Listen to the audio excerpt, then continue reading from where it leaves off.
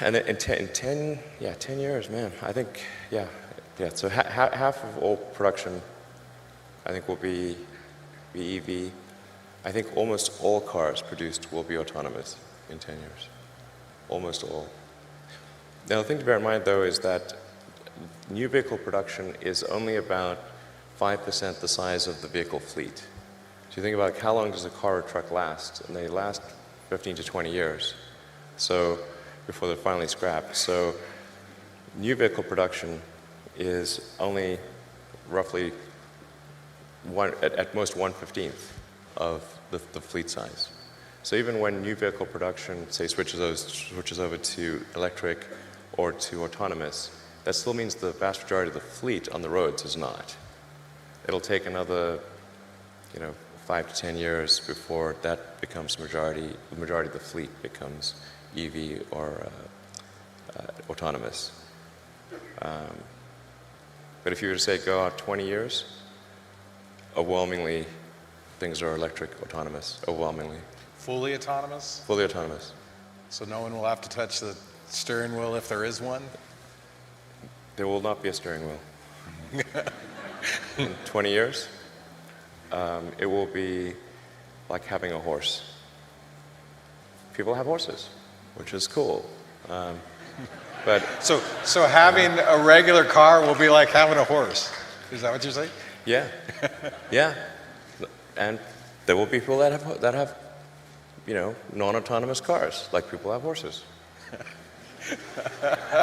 It just would be unusual to use that as a mode of transport. Yes, all right. So my question is really, how life will be in Earth 20, 30, 50 years from now? Our education, our transport. How do you see it? Well, I think this is one of those things that's quite difficult to predict. When you think of, say, the first controlled powered flight was 1903 with the Wright brothers. And then 66 years later, we put the first people on the moon. I mean, if you'd ask people, say in 1900, what are the odds of, man landing on the moon, they would have said that's ridiculous.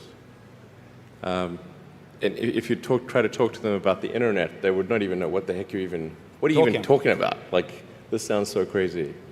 But today, with a $100 device, you can video conference with anyone in the world, on the other side of the world.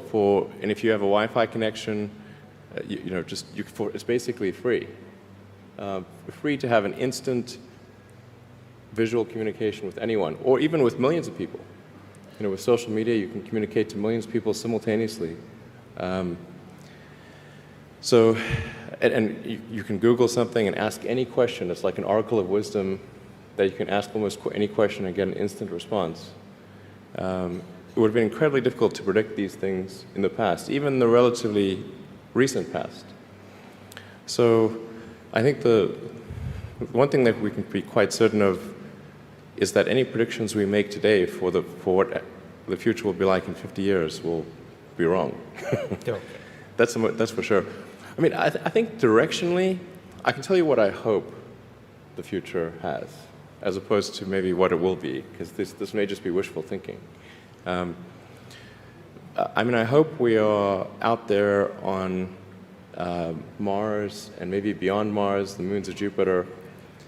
I hope we're traveling frequently throughout the solar system, perhaps preparing for missions to nearby star systems.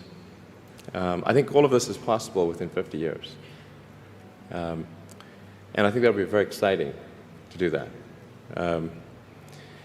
And I think we'll see autonomy and artificial intelligence advance tremendously. I think that's actually quite near term. My guess is in probably 10 years, it will be very unusual for cars to be built that are not fully autonomous. 10 years. 10 years from now. Yeah. I think almost all cars built will be capable of full autonomy in about 10 years. As it is, the Tesla cars that are made today have the sensor system necessary for full autonomy, and we think probably enough compute power to be safer than a person. So it's mostly just a question of developing the software and uploading the software. And if it turns out that the compute power, that more compute power is needed, we can easily upgrade the computer. And so that's all Tesla's built since October of last year. And other manufacturers will follow and do the same thing. So getting in a car will be like getting in an elevator. You just tell it where you want to go, and it takes you there with extreme levels of safety. And that'll be normal. It'll just be normal. Like for elevators, there used to be elevator operators. You get in, there'd be a guy moving a lever. Now you just get in, you press the button, and that's taken for granted.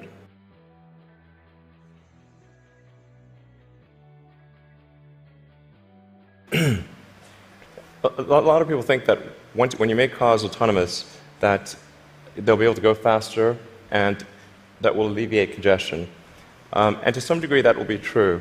But once you have shared autonomy where it's much cheaper to go by car, and you can go point to point, the affordability of going in a car will be better than that of a bus. Like it will cost less than a bus ticket. So the amount of driving that will occur will be much greater with shared autonomy, and actually traffic will get far worse. I mean, you started Tesla with the goal of persuading the world that electrification was the future of cars. Yeah. And a few years ago, people were laughing at you. Now, not so much. I mean... Okay. Well, I mean, isn't I don't know. I don't know. Maybe but isn't it true that pretty much every auto manufacturer has announced serious electrification plans for the short to medium term future? Yeah. I think almost every automaker has some electric vehicle program.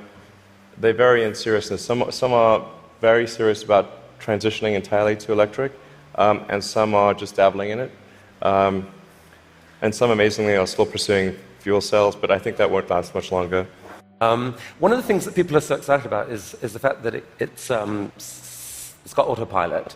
And you put out this video a while back showing what that technology looked like, or would look like. Yeah.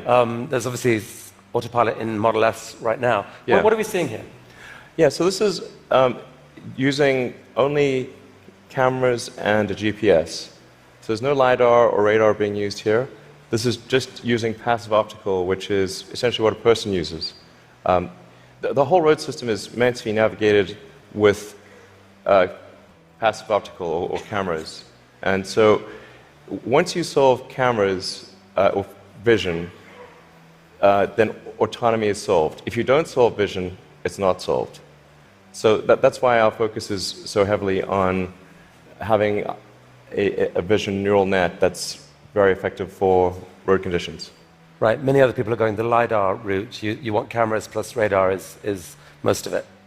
You can absolutely be superhuman with just cameras. Like you could probably do 10 times better than humans with just cameras. Right. So this is allowing you to dream of this really ambitious idea of sending many people to Mars in 10 or 20 years time, I guess. Yeah. In the next 20 years. And you've designed this outrageous rocket to do it.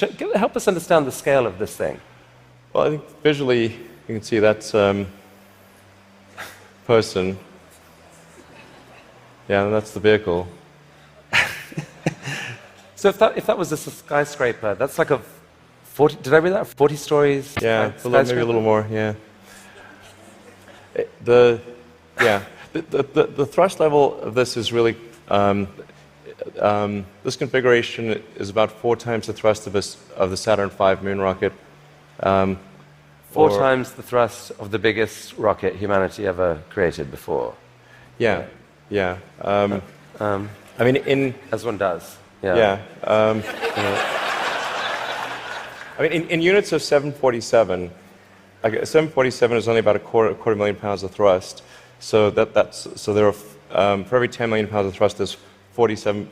So this would be the thrust equivalent of 120 747s, with all engines blazing.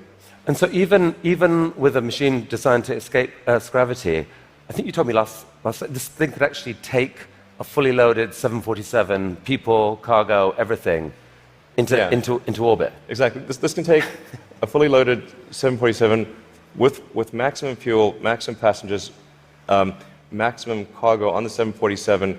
This can take it as cargo. So based on this, you presented recently this interplanetary transport system, which is visualized this way. And this is a scene you picture, what, in 30 years' time, 20 years' time? People walking into this rocket.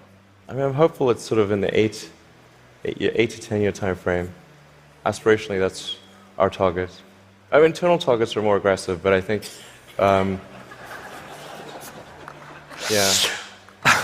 Okay. So well, this vehicle seems quite large, and is large by comparison with other rockets. I think the future spacecraft will make this look like a rowboat. I mean, this is the future spaceships will be truly enormous.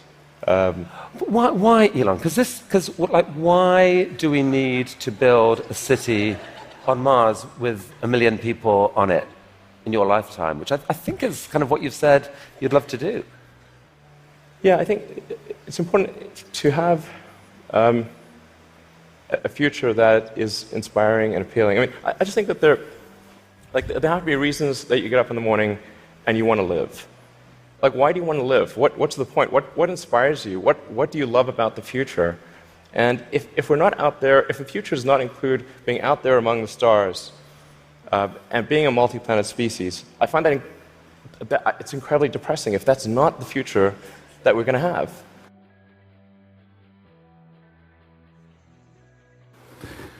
Well, for the air domain,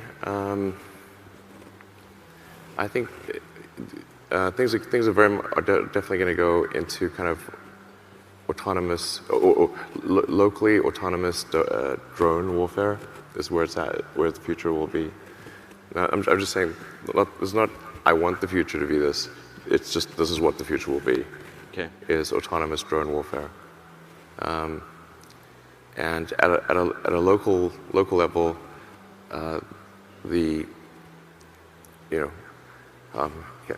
can't believe I'm saying this because this is like dangerous, but it's simply what will occur is sort of is drones locally being autonomous